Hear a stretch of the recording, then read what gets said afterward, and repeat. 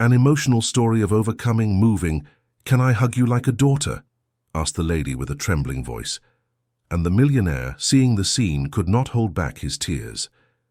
If you enjoy emotional stories, subscribe to the channel and comment where you are listening from. Continuing, it was Christmas Eve, and Union Station in downtown Los Angeles was absolute chaos. People rushed past each other, dragging suitcases across the scuffed marble floors. Vendors shouted about last-minute gift-wrapping services, and somewhere in the distance, a Salvation Army bell rang out its endless plea for charity. The late afternoon sun streamed through the tall arched windows, painting everything in shades of gold and amber, and the air smelled like coffee, cinnamon, and that particular mixture of exhaust and humanity that only a major transportation hub can produce. Everyone seemed to have somewhere to be, someone waiting for them. Families reunited with squeals of joy, lovers embraced on the platform. Children ran circles around exhausted parents loaded down with shopping bags. Christmas spirit was everywhere you looked, if you believed in that sort of thing. But there, on the far end of Platform 7, standing perfectly still while the world rushed around her, was a little girl who clearly had nowhere to go. She was maybe 10 years old, 11 at most, small for her age, with dark hair pulled back in a messy ponytail that looked like it hadn't been brushed in days. She wore a thin jacket, way too light for December even in Southern California, and a pair of worn sneakers with holes in the toes. In one hand she clutched a small duffel bag, the kind you'd get for free at a health fair or a church donation drive. The other hand hung at her side, fingers trembling slightly, though whether from cold or fear was impossible to say. Her eyes were what really caught your attention, though. Big, brown, and completely hollow, like someone had reached inside her and scooped out everything that made her a child. No spark, no curiosity, no hope. Just emptiness, the kind of emptiness that comes from seeing something no child should ever have to see. She'd been on that train for 16 hours, coming down from a small town near Fresno. Her mother had scraped together every last dollar for those tickets, borrowing from neighbors who knew they'd never get paid back, selling what little jewelry she had at a pawn shop on Main Street. It was supposed to be a fresh start. Los Angeles, the city of dreams where her mother's cousin had promised them a place to stay, maybe even help finding work. A chance to escape the cycle of poverty and bad choices that had defined their lives up until then. But somewhere around Bakersfield, on that long dark stretch of highway that the train follows through the Central Valley, her mother had stopped breathing. Just like that. One moment she was sleeping with her head against the window, the next moment she was gone. The girl had sat there for 3 more hours before she finally worked up the courage to tell anyone. Her small hand gripping her mother's cold fingers, whispering, please wake up, Mama, please," over and over, until the words lost all meaning. The paramedics had met them at Union Station. They'd been kind, gentle even, but there was nothing they could do. Her mother was declared dead right there on the platform. Heart failure, they said, undiagnosed condition. Could have happened any time. The girl heard all of this from a distance, like she was underwater, like none of it was really happening to her. Then came the questions. So many questions. What's your name? Where are you from? Is there anyone we can call? Any family? The girl had given them her mother's phone, but the cousin's number went straight to voicemail. Disconnected, probably. People moved around a lot when they were poor, changed numbers, disappeared. The system didn't really keep track of people like them. Social services was called. A tired woman in her 50s showed up, clipboard in hand, explaining procedures and protocols and temporary placements in a voice that suggested she'd given this same speech 1,000 times before. The girl would need to come with her. They'd find a place for her to stay tonight, and after Christmas they'd figure out what came next. Foster care, most likely. The woman tried to smile, tried to make it sound like an adventure, but her eyes told a different story. That's when the girl ran. Not far, she wasn't stupid. She knew she had nowhere to go. But she couldn't get in that car, couldn't let them take her away to some stranger's house, couldn't face the reality of what her life had just become. So she slipped away while the social worker was talking to the police, ducked behind a pillar, and made her way to the far end of the station where fewer people wandered. That's where she was now, standing on Platform 7, trying to figure out what came next, trying to remember how to breathe. And that's where Margaret Sullivan first saw her. Margaret was 73 years old, Though she'd tell you 72 if you asked, because she wasn't quite ready to admit to being in her mid-70s yet. She had silver hair that she wore in a practical bob, kind eyes that crinkled at the corners, and the sort of face that had seen its share of hardship but refused to become bitter about it. She dressed simply, a cardigan over a floral blouse, comfortable slacks, sensible shoes. The uniform of a woman who'd learned long ago that comfort mattered more than fashion. She came to Union Station once a month like clockwork, always on the day before a major holiday. She'd bring a large canvas bag filled with sandwiches, bottles of water, granola bars, socks, those little hand-warmer packets. She'd distribute them quietly to the homeless folks who congregated in the station, the ones security tried to shoo away, but who always came back because where else were they supposed to go? Margaret never made a big deal about it, never wanted recognition. She just did it because it needed doing, because she'd once been in a position where a stranger's kindness had saved her life, and she'd made a promise to pay that forward for as long as she had breath in her body. Today had been no different. She'd handed out everything in her bag, wished people Merry Christmas, even though she knew for most of them it would be anything but merry, and was heading back to the parking garage where she'd left her old Honda Civic when something made her stop. Call it intuition. Call it divine intervention. Call it whatever you want. But Margaret turned around and looked back at the platform, and that's when she saw her. The little girl standing alone, so still she might have been a statue, except for the way her shoulders shook with silent tears. She was trying desperately not to shed. Margaret's heart, that tired old heart that had been broken more times than she could count, cracked open just a little bit more. She knew that look. God help her, she knew exactly what that emptiness meant. She'd worn it herself once, a lifetime ago, when she was young and alone, and convinced the world had nothing left to offer her. She'd stood on a different platform in a different city, making calculations about how easy it would be to just step off the edge, to let the darkness take her. Someone had stopped her that day. An old woman, a stranger really, who'd simply walked up and said, "Whatever it is, baby girl, it won't always feel this way. I promise you that." That had been 47 years ago, and Margaret had never forgotten it.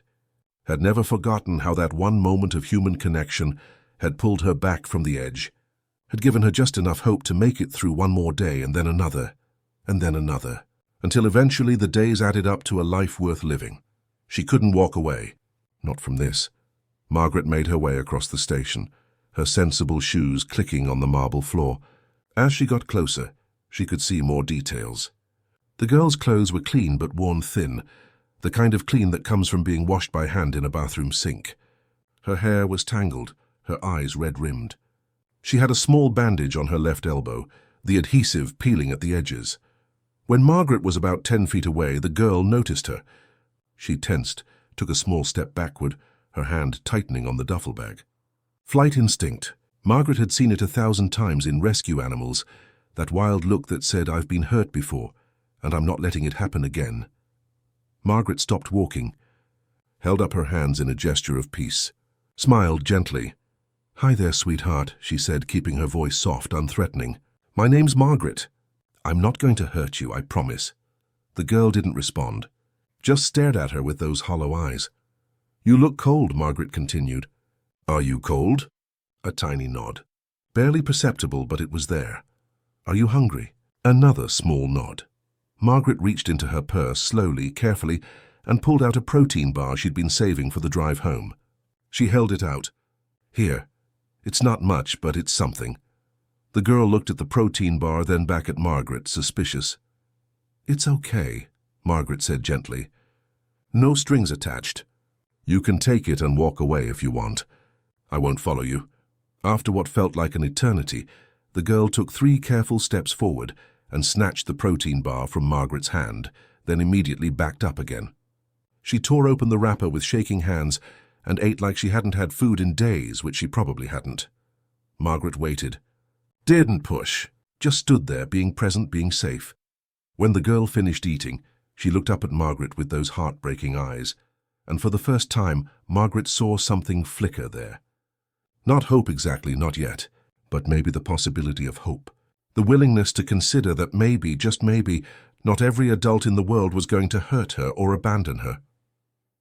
"Thank you," the girl whispered. Her voice was rough, like she'd been crying for hours. "You're very welcome." Margaret paused, choosing her next words carefully. "Sweetheart, I can see you're in some kind of trouble. I don't know what happened, and you don't have to tell me if you don't want to. But I can't leave you here alone. It's not safe, especially on Christmas Eve." The girl's eyes filled with fresh tears. "They're going to take me away. To foster care. I don't want to go. I don't want to live with strangers." Margaret's heart broke a little more. "Is there anyone you can call? Family, friends?" The girl shook her head. "My mama's dead. She died on the train. And we don't have anybody else. It was just us." The words hung in the air between them, heavy with finality. Margaret knew what she should do. She should find that social worker, explain the situation, let the professionals handle it. That was the right thing, the legal thing, the sensible thing. But looking at this child, at this scared, alone, heartbroken little girl who'd just lost everything, Margaret couldn't bring herself to do it. Instead, she heard herself saying something else entirely. "What's your name, sweetheart?" "Emma," the girl whispered. "Emma Rose Carter. Emma Rose, that's a beautiful name." Margaret took a breath, made a decision that would change both of their lives forever. "Emma Rose, I live about 20 minutes from here in a neighborhood called Silver Lake. I have a spare bedroom and a cat named Biscuit who loves children. What if you came home with me just for tonight? Just so you're not alone on Christmas Eve. Tomorrow we can figure out what comes next. Would that be okay?" Emma Rose stared at her with wide eyes. "You'd let me stay with you?" "But you don't even know me." "No," Margaret agreed. "I don't. But I know what it's like to be alone and scared and feeling like the whole world has turned its back on you. And I know that sometimes all we need is one person to say, 'You matter. You're worth saving.' So that's what I'm saying to you right now, Emma Rose. You matter." For a long moment, Emma Rose didn't move. Margaret could see the war happening behind those young eyes, the desperate desire to trust battling against the certainty that trusting people only led to pain. And then, slowly, Emma Rose nodded. Margaret extended her hand. "Come on then, sweetheart. Let's go home." Emma Rose hesitated for just a second more, and then she reached out and took Margaret's hand. Her palm was small and cold and trembling, but her grip was tight, like she was holding on to the last lifeline in a storm. As they walked through Union Station together, an old woman and a broken child, neither of them noticed the man watching from the second-floor mezzanine. He was tall, late 50s, dressed in an expensive suit that probably cost more than most people's monthly rent. James Morrison, real estate developer, billionaire, a man whose name appeared regularly in the Los Angeles Times business section. He'd been at the station meeting with architects about a proposed development near the Arts District when he'd wandered to the railing and happened to look down. He'd witnessed the entire encounter, had seen the old woman approach the girl, had watched the gentle patience, the offered food, the extended hand. And something about it had stopped him in his tracks. James Morrison had everything money could buy: 3 homes, a collection of vintage cars, a yacht he barely used. He employed over 500 people, sat on boards of directors, had politicians on speed dial. He'd built an empire from nothing, clawed his way up from poverty through ruthless determination and questionable ethics. He tried not to think about too much. But he was alone. Divorced twice, no children, parents long dead, siblings scattered across the country living their own lives. He went home every night to a penthouse overlooking downtown, poured himself expensive scotch, and wondered when exactly his life had become so hollow. He watched Margaret and Emma Rose disappear into the crowd, and for reasons he couldn't quite explain, James Morrison felt something shift inside his chest, something that felt almost like longing, almost like regret. He pulled out his phone and made a call to his assistant. "Rachel, I need you to do something for me. There's a woman, older lady, probably in her 70s, just left Union Station with a young girl. They're heading to the parking garage. I need you to find out who she is, discreetly." "Sir." Rachel sounded confused. "Is there a problem?" "No," James said quietly, still staring at the spot where they'd been. "No problem. Just do it. And Rachel, Merry Christmas." He hung up before she could respond, slipped the phone back into his pocket, and wondered what the hell had just happened to him, and why he couldn't stop thinking about an old woman's kindness to a stranger. Margaret's house was exactly the kind of place you'd expect a 73-year-old woman to live. Small, a modest craftsman bungalow tucked into a quiet street in Silver Lake, with a front porch that had seen better days and a garden that was more weeds than flowers at this point. But it was clean, and it was safe, and most importantly, it was home. Emma Rose stood on the sidewalk, still clutching her duffel bag, staring up at the house like it might disappear if she blinked. Margaret could see the fear written all over that small face, the way her body was coiled tight, ready to run at the first sign of danger. Trust wasn't something that came easy when life had taught you that everyone eventually leaves. "It's not much," Margaret said softly, pulling her keys from her purse. "But it's warm and there's food and you'll be safe here. I promise you that." Emma Rose didn't respond, just followed Margaret up the 3 concrete steps to the front door. Her footsteps were so quiet, like she was trying to make herself invisible, trying not to take up too much space in the world. It broke Margaret's heart all over again. The moment they stepped inside, a large orange tabby cat appeared from somewhere in the back of the house, meowing loudly and weaving between Margaret's legs with the confidence of an animal who knew exactly who was in charge around here. "This is Biscuit," Margaret said, bending down to scratch behind the cat's ears. "He's probably the real owner of this house, and I just pay the mortgage. He's very friendly, loves everyone, especially if you're willing to give him treats." Emma Rose's face changed then, just slightly. A tiny spark of interest flickered in those dead eyes as she watched the cat. Slowly, carefully, she knelt down and extended one small hand. Biscuit, being the attention hound that he was, immediately rubbed his face against her palm and started purring like a motorboat. And for the first time since Margaret had met her, Emma Rose smiled. Just a little one, barely there, but it was real. And it was beautiful. "He likes you," Margaret said gently. "That's a good sign. Biscuit's an excellent judge of character." They stood there for a moment, Emma Rose petting the cat, and Margaret felt something ease in her chest. Maybe this was going to be okay. Maybe somehow they'd figure this out. "All right," Margaret said, straightening up. "Let me show you where you'll sleep, and then we'll get some real food in you. I'm guessing that protein bar didn't really cut it." She led Emma Rose down a short hallway, lined with family photos, faces from another lifetime, people who were gone now or scattered to the winds. The spare bedroom was small but cozy, with a double bed covered in a faded quilt, a dresser with a mirror and a window that looked out onto the backyard. It smelled like lavender and old books, the scent of a room that didn't get used much but was kept ready just in case.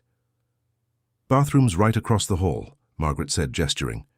"There's fresh towels under the sink. If you want to take a shower, feel free. I'll lay out some clean clothes for you. They'll be way too big, but at least they'll be clean. And then we'll eat." Emma Rose set her duffel bag on the bed and looked around the room with that same cautious expression, like she was waiting for the catch, waiting for someone to tell her it was all a joke and she had to leave. Margaret recognized that look. She'd worn it herself once, a long time ago. "Emma Rose," Margaret said softly. "I know you don't know me, and I know you have no reason to trust me, but I want you to understand something. What happened today, what I'm doing right now, it's not because I want something from you. It's not because I think you owe me anything. It's just because you needed help, and I was there, and that's how these things are supposed to work." "Okay." Emma Rose nodded slowly, but Margaret could see she didn't quite believe it yet. That was okay. Belief would come with time if Margaret earned it. "Take your time in here," Margaret said. "When you're ready, come to the kitchen. It's at the end of the hall, you can't miss it."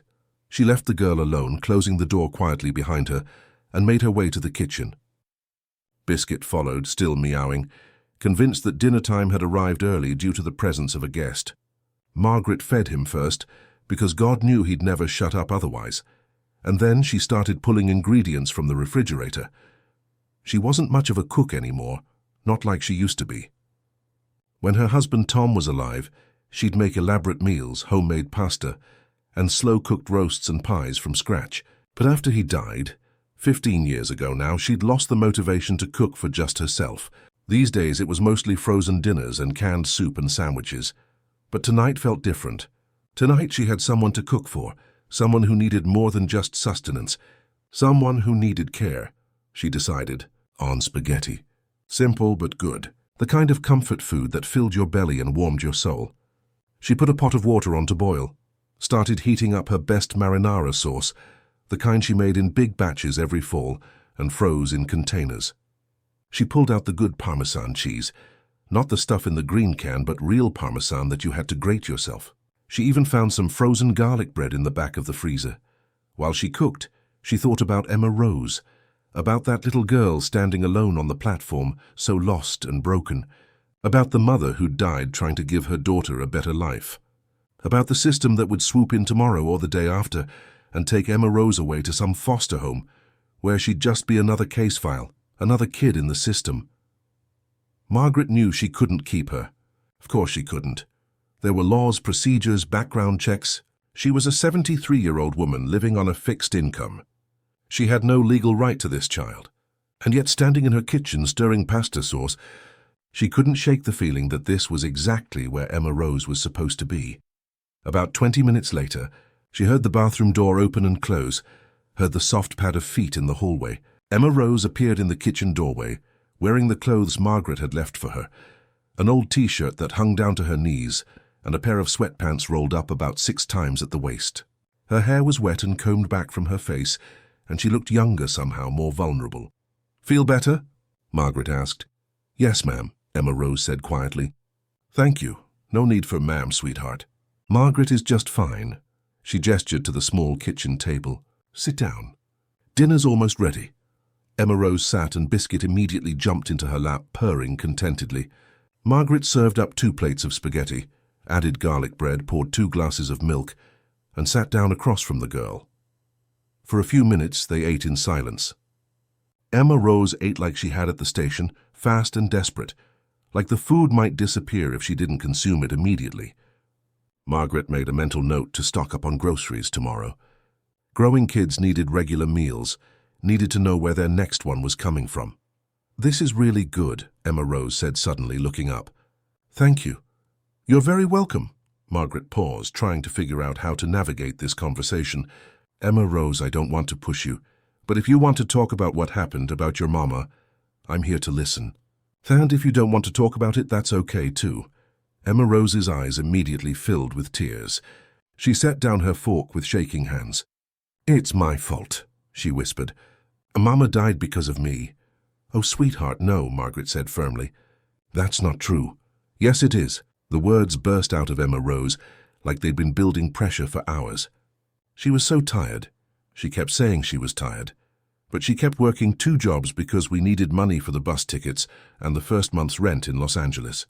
She wasn't eating right, wasn't sleeping. And I knew she wasn't okay, but I didn't say anything because I wanted to come here so bad. I wanted to leave that stupid town and have a fresh start, and now she's dead and it's all my fault. The sobs came then, racking her small body, years of fear and grief and guilt pouring out all at once. Margaret was around the table in an instant, pulling Emma Rose into her arms, holding her tight while she cried. The girl was stiff at first, like she didn't know how to accept comfort, but gradually she melted into the embrace, her tears soaking into Margaret's cardigan. "Listen to me," Margaret said softly, stroking Emma Rose's wet hair. "What happened to your mama was not your fault. Do you hear me? It was not your fault. She had a condition, something with her heart that nobody knew about. That's what the paramedics said, right?" Emma Rose nodded against Margaret's shoulder. "Then there was nothing you could have done. Nothing anyone could have done. Your mama loved you, sweetheart. She worked those jobs and scraped together that money because she wanted to give you a better life. That wasn't a burden to her. That was love. That's what parents do for their children. But now she's gone," Emma Rose sobbed. "And I'm all alone and I'm scared and I don't know what's going to happen to me." "I know you're scared. That's completely normal. You've been through something terrible, something no child should ever have to go through." Margaret pulled back just enough to look Emma Rose in the eye. "But you're not alone. Not tonight. Tonight you're here and you're safe and you're cared for. And tomorrow we'll figure out the next step together. One day at a time, okay?" Emma Rose nodded, wiping at her eyes with the 2 long sleeves of Margaret's T-shirt. They finished dinner more slowly after that, and Margaret told stories to fill the silence. Stories about Biscuit's various misadventures, about the neighborhood, about the family that used to live next door who had 3 kids, and a dog that barked at everything. Nothing heavy, nothing serious, just the gentle rhythm of ordinary life. After dinner, they watched an old Christmas movie on Margaret's ancient television, one of those classic ones with Bing Crosby, that Margaret had seen 100 times but never got tired of. Emma Rose curled up on the couch with Biscuit, and gradually, inevitably, her eyes started to droop. "Come on, sweetheart," Margaret said gently when the movie ended. "Let's get you to bed." Emma Rose didn't argue, just followed Margaret to the spare bedroom like a sleepwalker. Margaret helped her into bed, tucked the quilt around her, and was about to leave when Emma Rose's small voice stopped her. "Margaret?" "Yes, sweetheart?" "Will you stay? Just until I fall asleep?" Margaret's throat tightened. "Of course I will." She sat on the edge of the bed, and Emma Rose reached out and took her hand. Her grip was tight, desperate, the grip of someone afraid to let go. Margaret started humming softly, an old lullaby her own mother used to sing. And gradually Emma Rose's breathing evened out, her grip loosened, and she drifted into sleep. Margaret sat there for a long time after, watching this child who'd come into her life just hours ago, but who already felt like she belonged there. She thought about fate, about divine intervention, about the strange way the universe sometimes brought people together exactly when they needed each other most. She also thought about tomorrow, about the phone calls she'd have to make, the authorities she'd have to contact, about the very real possibility that Emma Rose would be taken away, placed in the system, lost to her forever. The thought made her physically ill, but that was tomorrow's problem. Tonight, Emma Rose was safe. Tonight, she was home. Margaret finally stood, careful not to wake the sleeping girl, and made her way to her own bedroom. She didn't sleep well, kept waking up to check on Emma Rose to make sure she was still breathing, still there, and every time she looked in on that small form curled up under the quilt, her heart broke a little more at the thought of losing her. Across the city, in a penthouse overlooking downtown Los Angeles, James Morrison sat in his leather chair nursing his second scotch of the evening. On his laptop screen was a background report his assistant Rachel had compiled. Margaret Sullivan, age 73, widowed retired schoolteacher, no criminal record, volunteered regularly at Union Station and local homeless shelters. Lived alone except for a cat. No children of her own, and the girl, Emma Rose Carter, age 10, from Fresno. Mother deceased as of this afternoon, no other known family. Currently listed as a missing person by LA County Social Services. James stared at that last line for a long time. Missing person. He could make one phone call right now, report Margaret's address, and by morning that little girl would be in foster care where she legally belonged. It was the right thing to do, probably. The responsible thing. But he didn't make the call. Instead, he closed the laptop, finished his scotch, and stood at his floor-to-ceiling windows, looking out at the city lights. He thought about that moment at the station, about the gentle way Margaret had approached the frightened child, about the trust that had slowly built between them. He thought about the kindness of strangers, and the bureaucracy of systems, and the question of what it meant to do the right thing. And he made a decision that surprised even himself. Tomorrow, Christmas Day, he was going to Silver Lake. He was going to knock on Margaret Sullivan's door, and he was going to see if maybe, just maybe, there was a way to help these two souls who'd found each other in the chaos of Union Station. He didn't know why he felt compelled to get involved. He had no stake in this, no connection to either of them, but something about what he'd witnessed had woken something up inside him, something he'd thought was long dead, something that felt almost like purpose. James Morrison went to bed that night without answers, but with the first real sense of hope he'd felt in years. And in a small house in Silver Lake, an old woman and a broken child slept under the same roof, both of them dreaming of second chances and the strange mercy of unexpected grace. Christmas Day was coming, whether they were ready for it or not. Margaret woke up at 6:30 on Christmas morning, which was late for her. Usually she was up by 5, old habits from her teaching days when she had to be at school by 7. But last night had been emotionally exhausting, and her body had needed the extra rest. She lay in bed for a moment, listening to the quiet house, and then remembered. Emma Rose. The girl was here, sleeping in the spare bedroom, and today was Christmas, and Margaret had absolutely nothing prepared. No presents, no special breakfast, no decorations. She'd given up on elaborate Christmas celebrations years ago, when there was no one left to celebrate with. But now there was someone. Now there was a little girl who'd lost everything, and deserved at least one morning of normalcy, of magic, of feeling like maybe the world wasn't entirely cruel. Margaret got out of bed, threw on her robe and padded quietly down the hall. She peeked into the spare bedroom and found Emma Rose still asleep, curled on her side with Biscuit tucked against her chest. The cat looked up at Margaret with sleepy eyes as if to say, "I've got this handled," and Margaret smiled despite everything. In the kitchen, she started coffee and began taking inventory. She had eggs, bacon, bread for French toast. She had maple syrup and powdered sugar. She could make a decent Christmas breakfast at least. As for presents, well, she'd have to get creative. She was halfway through mixing the egg batter when she heard a soft knock at the front door. Margaret froze. It was barely 7 in the morning on Christmas Day.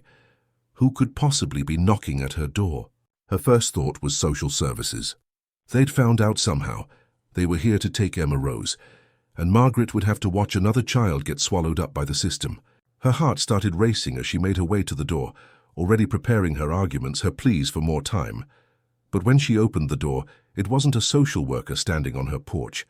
It was a man, tall and well-dressed, even in casual slacks and a sweater, probably in his late 50s, with silver hair and eyes that looked like they'd seen too much.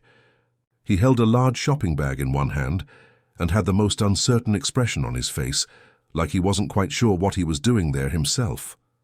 "Can I help you?" Margaret asked, confused and still wary. "Mrs. Sullivan?" the man said. "Margaret Sullivan?" "Yes, who are you?" "My name is James Morrison. I'm sorry to bother you so early, especially on Christmas, but I was at Union Station yesterday.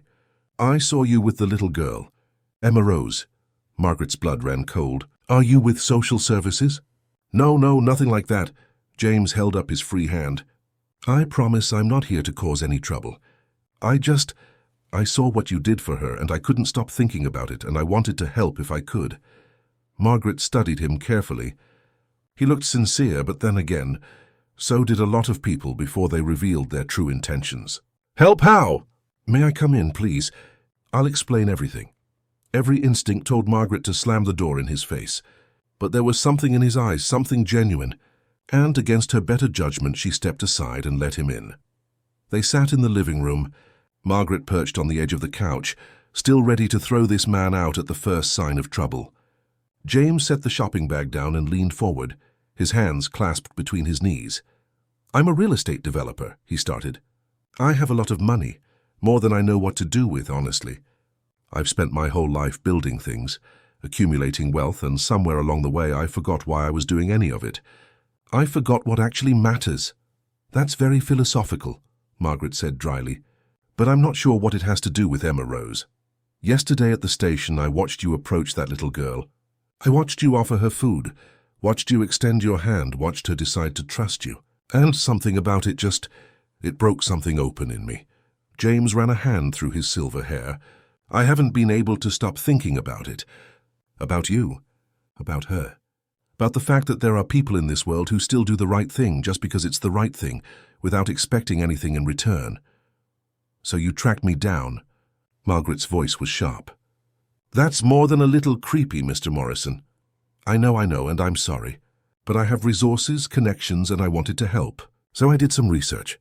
He paused. "I know Emma Rose is in the system now, officially listed as needing placement. I know that by law you should have reported her whereabouts to social services. And I know that if they find her here, they'll take her away and you could potentially face charges for harboring a minor." Margaret's hands clenched into fists. "If you're here to threaten me—" "I'm not," James interrupted. "I'm here to help. Mrs. Sullivan, I have lawyers, good ones, the kind that know how to navigate the system. I have money to pay for home studies, background checks, whatever needs to happen. And I have influence with people in family court. If you want to keep Emma Rose, if you want to fight for her, I can help you do that." Margaret stared at him, not quite believing what she was hearing. "Why would you do that?" "You don't even know us." "Because I'm 76 years old and I have everything money can buy and I'm completely alone. Because I've spent my whole life taking, and I'd like to spend what time I have left giving back. Because I saw something yesterday that reminded me that there's still good in this world and I want to be part of that good, instead of just observing it." James's voice cracked slightly. "Because I have a chance to help, and if I don't take it, I'll regret it for the rest of my life." Before Margaret could respond, a small voice came from the hallway. "Margaret?" They both turned to see Emma Rose standing there in her oversized pajamas, her hair sticking up in about 15 different directions, biscuit weaving between her legs. She looked from Margaret to James and back again, confused and a little scared. "Who's that?" she asked. Margaret stood up immediately, moving toward Emma Rose with her arms out in a protective gesture. "It's okay, sweetheart. This is Mr. Morrison. He's someone who wants to help us." Emma Rose didn't look convinced. "Help how?" James stood up too, keeping his distance, clearly not wanting to spook the child. "Hello, Emma Rose. Your name is very pretty." "My mother's name was Rose." Emma Rose didn't respond, just moved closer to Margaret. "Emma Rose," James said gently, "I know you don't know me, and I know you're probably scared about what's going to happen next. But I want you to know that Margaret here, she's a good person. One of the best I've ever seen. And if she wants to keep you safe to give you a home, then I want to help make that happen. Would that be okay with you?" Emma Rose looked up at Margaret. "Can he really do that? Can he make it so I don't have to leave?" Margaret's throat was tight. "I don't know, sweetheart, but maybe he can." "Then yes," Emma Rose said firmly. "Yes, that would be okay." James's eyes were suspiciously bright. He cleared his throat.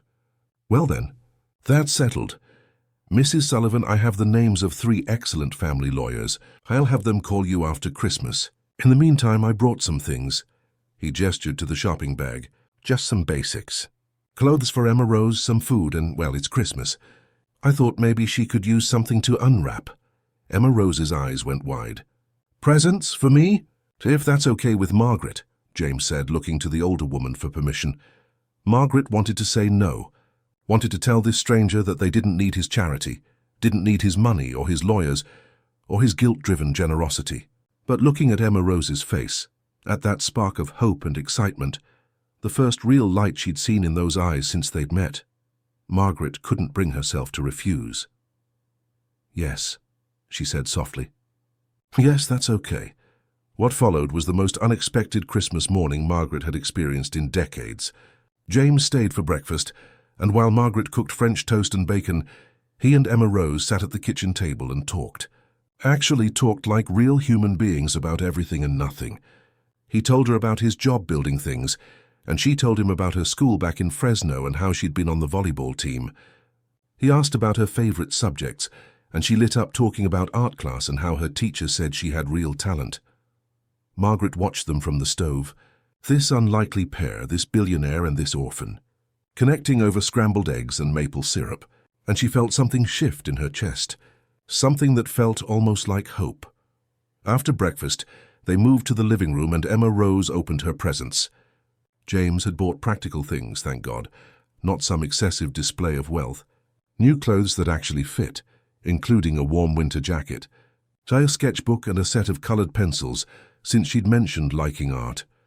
A stuffed bear that Emma Rose immediately clutched to her chest like it was the most precious thing in the world. "Thank you," she whispered, looking at James with tears in her eyes. "Nobody's ever, this is the nicest Christmas I've ever had." James had to turn away for a moment, and Margaret could see his shoulders shaking. When he turned back, his eyes were red. "You're very welcome, Emma Rose." They spent the rest of the morning together, the 3 of them, playing cards and watching Christmas movies and eating cookies that Margaret found in the back of her pantry. It was the most natural thing in the world, like they'd been doing this for years instead of hours. Biscuit supervised from various perches, clearly approving of this expansion of his household. Around noon, James finally stood to leave. "I should go. I'm sure you two have had enough of me for one day." "Wait," Emma Rose said suddenly. She ran to the spare bedroom and came back with her new sketchbook, flipped to a page and tore it out carefully. "I made this for you." It was a drawing done quickly in colored pencil, but surprisingly skilled for a 10-year-old. It showed 3 figures standing together, an old woman, a little girl, and a tall man. Above them she'd written in careful letters, "My Christmas Angels." James took the drawing with shaking hands. "Emma Rose, this is the most beautiful thing anyone's ever given me. Thank you." "You're welcome," she said, and then, surprisingly, she stepped forward and hugged him. Just like that, no hesitation, a quick, fierce hug that lasted maybe 3 seconds but meant everything. James looked stunned when she pulled away. He looked at Margaret, and she saw her own emotions reflected in his eyes. Wonder, gratitude, the overwhelming sense of having been given something far more valuable than anything money could buy. "I'll call you tomorrow," he said to Margaret. "We'll start making a plan. Thank you, Mr. Morrison, for everything." "James," he corrected. "Please call me James." After he left, Margaret and Emma Rose sat on the couch together, both of them processing what had just happened. Biscuit jumped up and settled across both their laps, purring contentedly. "Margaret," Emma Rose said quietly. "Yes, sweetheart." "Do you think, is it really possible?" "That I could stay with you?" Margaret pulled her close, kissed the top of her head. "I don't know, baby. I honestly don't know. The system is complicated, and there are rules, and I'm old, and I live on a fixed income, and I'm probably the last person they'd consider as a foster parent." "But you'd want to? If you could?" Margaret felt tears streaming down her face. "Oh, Emma Rose, yes. If I could, if they'd let me, I would want nothing more than for you to stay here. You feel like mine already, like you've always been mine. Does that make sense?" Emma Rose nodded against her shoulder. "You feel like mine too. Like my mom sent you to me. Like she knew I'd need someone and she made sure you'd be there." They sat like that for a long time, holding each other, both of them scared and hopeful and overwhelmed by the enormity of what they were feeling. Outside, the California sun shone bright and warm, nothing like the traditional white Christmas of movies and songs. But inside Margaret's small house in Silver Lake, it felt like the most perfect Christmas in the world. That evening, Margaret finally did what she'd been avoiding all day. She called the number for LA County Social Services that she'd found online and left a message on the emergency line. She identified herself, gave her address, and explained that Emma Rose Carter was with her and safe. "I know I should have called sooner," she said into the voicemail, "and I know I'm probably going to face consequences for that. But this little girl needed somewhere safe to stay on Christmas Eve, and I couldn't just let her be alone. Please call me back as soon as possible so we can discuss next steps. But I want to be very clear. I intend to apply for emergency foster care status. I want to give Emma Rose a home." She hung up and found Emma Rose standing in the doorway, having heard everything. "You really mean it?" Emma Rose whispered. "Every word," Margaret said firmly. "I'm going to fight for you, sweetheart. I'm going to fight with everything I have." Emma Rose ran to her then, threw her arms around Margaret's waist and held on like she'd never let go. "I love you," she said, the words muffled against Margaret's cardigan. "Is that okay? Can I say that?" Margaret's heart shattered and healed all at once. "Oh, my darling girl, yes, you can say that. And I love you too. So very much." Across town, James Morrison sat in his penthouse, Emma Rose's drawing carefully framed and sitting on his desk. He'd made several phone calls over the past few hours, calling in favors, reaching out to contacts in family court, setting wheels in motion. He couldn't guarantee anything, couldn't promise that this would work out the way they all wanted it to, but he could try. And for the first time in decades, James Morrison felt like his wealth and influence were being used for something that actually mattered. Not another building, not another development, not another zero in his bank account, but a real human life, a real chance at happiness for two people who deserved it. He looked at the drawing again, at the simple figures labeled "My Christmas Angels," and he smiled through his tears. Tomorrow the real fight would begin. Tomorrow they'd face the system, the bureaucracy, all the obstacles that stood between Margaret and Emma Rose and their chance at being a family. But tonight, they'd had Christmas. Tonight, three lonely souls had found each other and created something beautiful. And whatever happened next, nobody could take that away from them. It was, James thought, the best Christmas he'd had in his entire life. And looking at that drawing, at the hope and love captured in a 10-year-old's careful strokes, he knew he'd been given the greatest gift of all: purpose, meaning. A reason to keep going that had nothing to do with money or power or legacy, and everything to do with love. Tomorrow would bring challenges. But tonight they had hope. And sometimes hope was enough. The call from social services came at 8 o'clock the next morning. Margaret had been awake since 6, unable to sleep, sitting at her kitchen table with cold coffee and a knot of anxiety in her stomach. When the phone finally rang, she jumped so hard she nearly knocked over her mug. "Mrs. Sullivan? This is Patricia Hernandez from LA County Child and Family Services. I got your message from yesterday." Margaret gripped the phone tighter. Yes, thank you for calling back. Mrs. Sullivan, I need you to understand the seriousness of this situation. Emma Rose Carter was in state custody as of Christmas Eve afternoon. By not immediately reporting her whereabouts, you've interfered with a child welfare investigation. That's a misdemeanor offense. I understand, Margaret said, keeping her voice steady even though her hands were shaking, and I take full responsibility for my actions. But Miss Hernandez, that little girl had just watched her mother die. She was terrified and alone on Christmas Eve. I couldn't, in good conscience, let her be taken to a stranger's home on the worst night of her life. There was a long pause on the other end of the line. I understand your compassion, Mrs. Sullivan, but there are protocols for a reason. I need to come by today to assess the situation and most likely transport Emma Rose to a foster placement. I'd like to apply for emergency foster certification, Margaret said quickly. I want to keep her here with me. Another pause, this one even longer. Mrs. Sullivan, how old are you? 73. And your income? I'm on Social Security and a small teacher's pension, about $38,000 a year. I see. The woman's tone made it clear what she thought of Margaret's chances. Mrs. Sullivan, I appreciate what you did for Emma Rose, I really do. But foster care certification is a lengthy process involving background checks, home studies, financial assessments, and training classes. And to be frank, your age and income are going to be significant barriers.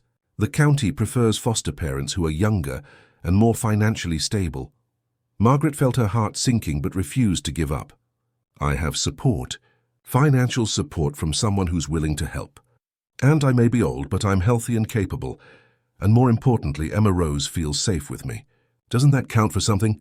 It counts for a lot, Patricia said, and her voice softened slightly.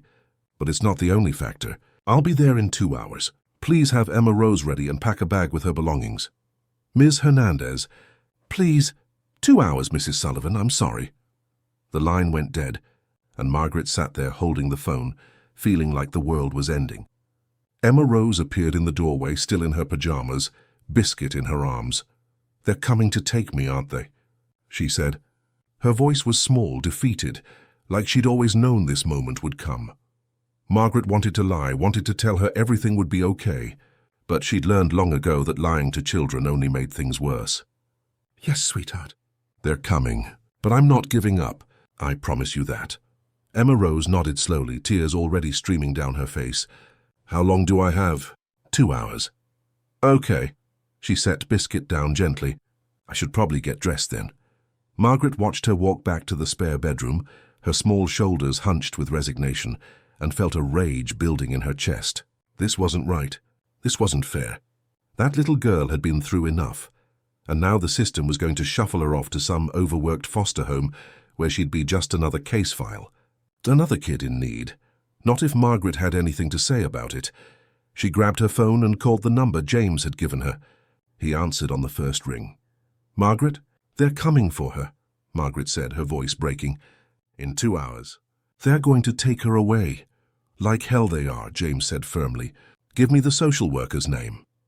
Margaret told him everything, and she could hear him already typing on a computer, making notes, probably preparing to unleash his army of lawyers on the county. But even as she gave him the information, she couldn't shake the feeling that it was too late, that no amount of money or influence could fight the bureaucracy fast. Enough, Margaret, listen to me, James said. Get Emma Rose dressed in her best clothes. Make sure the house looks good. And when that social worker arrives, you be respectful but firm. You tell her that Emma Rose wants to stay with you, that you're willing to do whatever it takes to make that happen. Can you do that?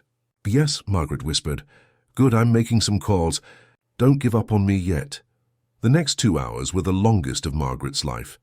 She helped Emma Rose get dressed in one of the new outfits James had brought, did her hair in a neat ponytail, tried to keep her spirits up with forced cheerfulness that fooled neither of them. She cleaned the house top to bottom, even though it was already clean, made sure there was fresh fruit in the bowl on the kitchen counter, hid the litter box, did everything she could think of to make the place look suitable for a child. At exactly 10 o'clock, there was a knock at the door. Margaret opened it to find a woman in her 40s, wearing business casual clothes and carrying a tablet and a briefcase. She looked tired, like someone who'd seen too much heartbreak and not enough happy endings. Mrs. Sullivan? I'm Patricia Hernandez, Please come in. Patricia entered and immediately began assessing the house with practiced eyes. Margaret could see her taking mental notes, cataloguing everything from the cleanliness to the safety of the electrical outlets. Emma Rose sat on the couch, hands folded in her lap, looking smaller than ever. "Emma Rose," Patricia said gently, sitting down beside her. "My name is Patricia. I'm from the county and I'm here to help you. How are you feeling?" "I don't want to go," Emma Rose said quietly. "I want to stay here with Margaret." "I know, sweetie, but Margaret isn't certified as a foster parent, and there are rules we have to follow. I'm going to take you to a very nice family who has experience with children your age. They're expecting you and—" "No," Emma Rose said, louder this time. "I don't want to go to strangers. Margaret isn't a stranger. She chose me. She wanted me when nobody else did." Patricia's expression softened.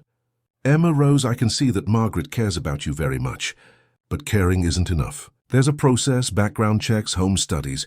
Then do them," Emma Rose interrupted. "Do all the checks. Do whatever you need to do. But please don't make me leave. My mama died 3 days ago. I can't lose someone else, please." The desperation in her voice broke something in the room.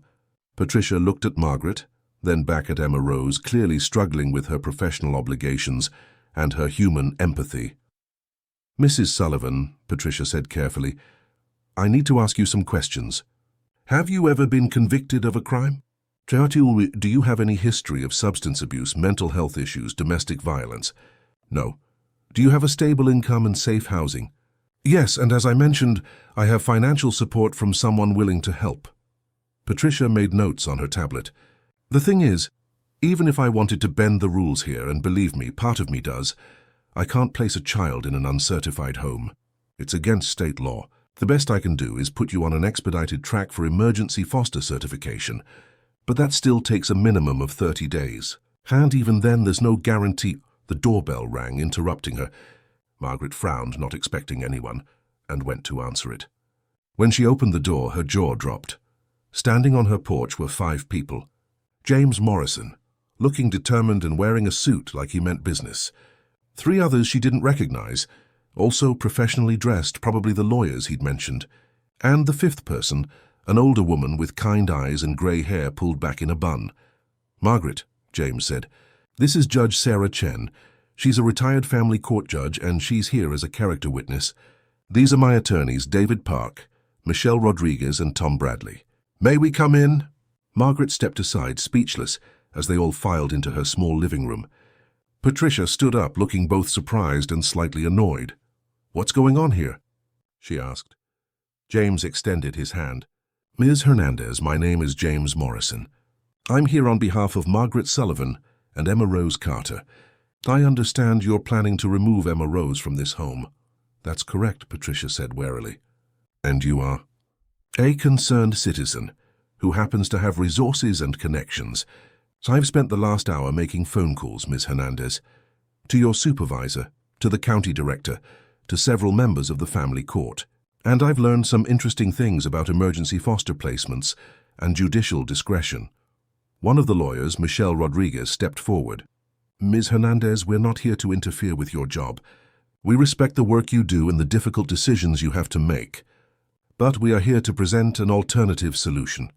She opened her briefcase and pulled out several documents. "This is a notarized statement from Judge Chen, vouching for Margaret Sullivan's character. This is a financial affidavit from Mr. Morrison, guaranteeing support for Emma Rose's care. This is a letter from Margaret's former school principal, attesting to her years of service working with children. And this is a petition for emergency kinship foster certification, which, while Margaret isn't technically family, can be filed under special circumstances when it's in the best interest of the child." Patricia looked at the documents, then at Margaret, then at Emma Rose, who was watching everything with wide, hopeful eyes. "This is highly irregular." "Yes, it is," Judge Chen said, speaking for the first time, "but so is this situation. Patricia, I know you. You're a good social worker, one of the best, and I know you see what we all see here. That little girl has bonded with Margaret. That Margaret is capable and willing to provide a stable, loving home. That forcing Emma Rose into a stranger's foster home right now would be traumatic and potentially harmful to her mental health." "I understand all of that," Patricia said, frustration evident in her voice. "But I have rules I have to follow. I can't just place a child with someone who hasn't been vetted." "So vet her," James said. "Right now, today. Do your home study, run your background checks, make your calls. My lawyers have already done preliminary checks and found nothing concerning. If you find something that disqualifies her, fine, we'll accept that. But if you don't find anything, if everything checks out, then use your discretion and grant a temporary emergency placement. You have that authority, Ms. Hernandez. I checked." Patricia looked at him sharply. "You've been doing a lot of checking, Mr. Morrison." "I have resources," James said simply, "and I'm choosing to use them for something that matters." There was a long, tense silence in the room. Patricia looked at all the faces staring at her, at the legal documents being thrust in her direction, at the little girl on the couch who was barely breathing with hope. Margaret could see the internal struggle playing out across her features, the push and pull between protocol and compassion. Finally, Patricia sighed. "All right, here's what's going to happen. I'm going to conduct a home study right now. I'm going to call my supervisor and explain the situation. I'm going to run background checks, check references, do everything by the book. And if, and only if, everything comes back clean, I will consider a 30-day emergency placement with weekly check-ins and a full certification process to begin immediately. But," she held up a finger, "if I find one thing that concerns me, one red flag, Emma Rose comes with me today." "Understood?" "Understood," Margaret said quickly. What followed were the most intense 4 hours of Margaret's life. Patricia went through every room of the house, checking smoke detectors, examining windows, looking for safety hazards. She called Margaret's former employer, spoke to neighbors, even tracked down Margaret's doctor to verify her health status. She ran criminal background checks, credit checks, reference checks. The lawyers stood by, ready to object if anything seemed unfair, but Patricia was thorough and professional. She wasn't trying to disqualify Margaret. She was genuinely trying to determine if this placement was safe and appropriate. Emma Rose sat with Margaret the whole time, holding her hand, both of them barely daring to hope. James paced the floor like an expectant father. Judge Chen made tea in Margaret's kitchen and quietly observed, her presence a reminder that sometimes the system could be flexible when good people pushed it to be. Finally, at 2 in the afternoon, Patricia sat down at Margaret's kitchen table and pulled up something on her tablet. Everyone gathered around, holding their breath. "Okay," Patricia said slowly. "Background check came back clean. No criminal history, no concerning financial issues. Your former principal gave a glowing recommendation, said you were one of the best teachers she'd ever worked with. Your doctor confirms you're in good health for your age. The home study shows a safe, clean, appropriate environment for a child." She looked up at Margaret. "Mrs. Sullivan, I'm prepared to grant a 30-day emergency placement with the stipulation that you begin the full foster certification process immediately." The room erupted. Emma Rose burst into tears and threw herself into Margaret's arms. James let out a whoop of joy that seemed entirely out of character for a dignified billionaire. The lawyers shook hands and clapped each other on the back. Judge Chen smiled and wiped at her eyes. Margaret held Emma Rose tight, her own tears streaming down her face. "We did it, sweetheart. You get to stay. You get to stay." "Really?" Emma Rose pulled back, searching Margaret's face. "Really, really? Really, really," Margaret confirmed. Patricia pulled out more paperwork. "You'll need to sign here and here and here. Emma Rose, you'll have weekly check-ins with a therapist to make sure you're adjusting well. Margaret, you'll have weekly visits from me for the first month, then bi-weekly after that until you're fully certified. You'll need to attend foster parent training classes, complete all the required paperwork, and undergo periodic reviews. This isn't going to be easy." "I don't care," Margaret said firmly. "We'll do whatever it takes." "I believe you will," Patricia said, and for the first time she smiled. "Emma Rose, you're a very lucky girl. Margaret, I'll be honest, when I came here this morning, I thought this was going to be a standard removal case. But what I've seen today, the way these people have rallied around you, the way Emma Rose clearly feels safe with you, it's rare. Don't waste this chance." "I won't," Margaret promised. "I swear I won't." After everyone left, after the paperwork was signed, and the lawyers had departed with promises to help with the certification process, after Patricia had driven away and James had finally been convinced to go home, Margaret and Emma Rose sat together on the couch in the quiet house. "Is this real?" Emma Rose whispered. "Am I really staying?" "You're really staying," Margaret confirmed. "For 30 days for sure, and if we do everything right, forever." Emma Rose was quiet for a moment. "Margaret?" "Yes, sweetheart?" "Can would it be okay if I called you something else? Instead of Margaret?" Margaret's heart stuttered. "What would you like to call me?" Emma Rose's voice was so quiet Margaret almost didn't hear it. "Grandma! Would that be okay?" "I know you're not really my grandma, but it feels like you are, and—" "Oh, Emma Rose?" Margaret pulled her close, tears streaming down her face again. "Yes, 1,000 times yes. I would be honored beyond words to be your grandma." "Really?" Emma Rose's voice was full of wonder. "Really. And you know what? I think your mama would be so happy that you found someone to take care of you. Someone to love you the way you deserve to be loved." They held each other for a long time. This unlikely family, this grandmother and granddaughter, who'd found each other in the chaos of a train station on Christmas Eve. Biscuit jumped up and settled between them, purring his approval. The next few weeks were a whirlwind. Margaret attended foster care training classes twice a week, filling out endless paperwork and learning about trauma-informed care and attachment disorders. Emma Rose started at a new school in Silver Lake, joining the 5th grade class mid-year. It was hard at first, being the new kid with the dead mom and the complicated living situation, but gradually she made friends, found her place. James visited every Sunday, bringing groceries and homework help and stories from his business world that made Emma Rose laugh. He paid for therapy sessions and art supplies and anything else they needed. But more than his money, he gave them his time, his presence, his genuine care. He became Uncle James, part of their little unconventional family. Patricia kept her word about weekly check-ins, showing up every Monday to assess how things were going. Each time she came, she could see the change in Emma Rose. The hollowness in her eyes was being replaced by light. The fear was giving way to security. The brokenness was healing, slowly but surely.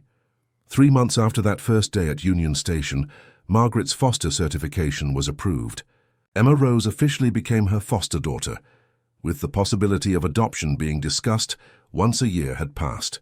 They celebrated with dinner at Emma Rose's favorite restaurant, a little taco place on Sunset Boulevard, with James and Patricia both in attendance.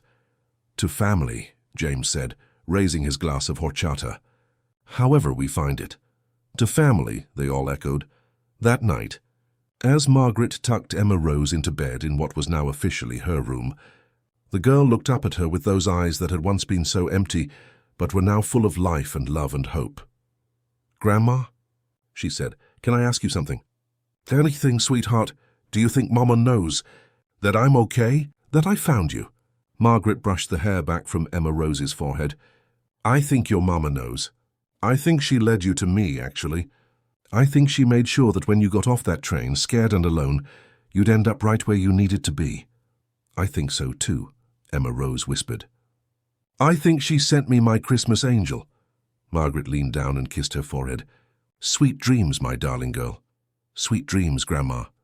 As Margaret turned off the light and closed the door, she thought about everything that had happened since that day at Union Station.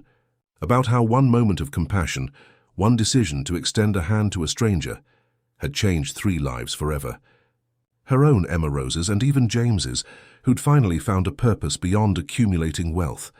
She thought about the social worker who'd bent the rules just enough to give them a chance. About the system that for once had worked the way it was supposed to. About the power of people choosing to do good when they had every excuse to do nothing. In the living room, Margaret picked up a framed photo that James had taken of her and Emma Rose the previous Sunday. They were in the backyard, Emma Rose laughing at something Biscuit was doing, Margaret's arm around her shoulders. Both of them looked happy. Both of them looked home. And that's when Margaret remembered something. That moment at the station, when she'd first seen Emma Rose standing alone and broken. She'd almost walked past, almost convinced herself it wasn't her problem, that someone else would help, that she was too old and too tired to take on someone else's burden. But something had made her stop. Some voice inside her or maybe outside her had said, "Look, pay attention. This matters." And she had looked. She had paid attention. She had chosen compassion over convenience, love over fear, hope over resignation, and it had saved both of them. Margaret turned off the living room lights and made her way to her own bedroom, smiling in the darkness. Tomorrow, Emma Rose had a school presentation on families, and she'd drawn another picture. This one showing Margaret herself, James Biscuit, and in the clouds above them, watching over them all, a woman labeled Mama, my first angel. Tomorrow they'd go to that presentation and Margaret would be so proud she'd probably cry. Tomorrow James would probably show up with more art supplies, because he spoiled Emma Rose shamelessly. Tomorrow life would continue in its beautiful, ordinary way. But tonight, in this moment, Margaret just felt grateful. Grateful for second chances and unexpected blessings, and the way life sometimes surprises you with exactly what you need when you least expect it. She'd gone to Union Station that day, planning to hand out sandwiches to homeless strangers, and then go home to her empty house and her lonely life.